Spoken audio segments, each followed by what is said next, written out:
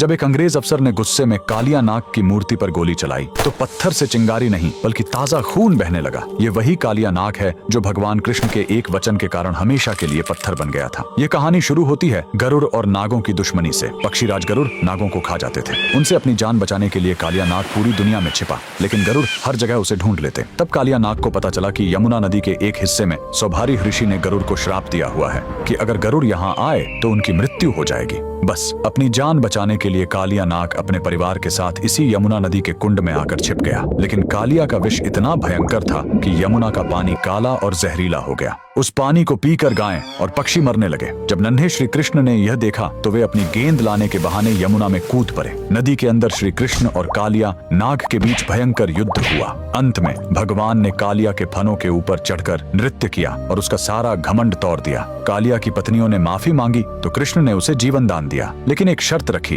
तुम्हें अभी इसी वक्त यमुना छोड़कर वापस समुद्र में जाना होगा। जाते समय भगवान ने उसे एक चेतावनी दी, जाते समय पीछे मुड़कर मत देखना, वरना जहाँ देखोगे वहीं पत्थर के हो जाओगे। कालिया नाग अपने परिवार के साथ निकल पड़ा, लेकिन जैसे ही वह ब्रज की सीमा पर स्थित जैत गांव के पास पहुंचा, उसके मन में एक बार फिर वृंदावन को देखने का मोह जाग उठा। उसने सोचा एक आखिरी बार देख लूं, और जैसे ही उसने पीछे मुड़कर देखा, श्री कृष्ण के वचन अनुसार वह तुरंत वहीं पत्थर की मूर्ति में बदल गया। कहा जाता है कि उसकी पूंछ आज भी जैत गांव के जमीन के नीचे से लेकर वृंदावन तक फैली हुई है। सदियों बाद जब भारत में अंग्रेजों का राज्य आया तो उन्हें इस कहानी पर विश्वास नहीं हुआ। सच्चाई जानने के लिए एक अंग्रेज अफसर ने मूर्ति के आसपास खुदाई शुरू करवाई, लेकिन खुदाई का कोई अंत ही नहीं मिल रहा था। झल्लाहट और गुस्से में आकर उस अफसर ने अपनी बंदूक निकाली और कालिया नाग की पत्थर की मूर्ति पर गोली चला दी। तभी पत्थर के उस घाव से खून की धारा फूट पड़ी। ये चमत्कार देखकर अंग्रेजों की रूह कांप गई और वे वहां से दुम दबाकर भाग खड़े हुए। आज भी जैत गांव में वह मूर्ति मौजूद है। कमेंट्स में जय श्री कृष्णा जरूर लिखें।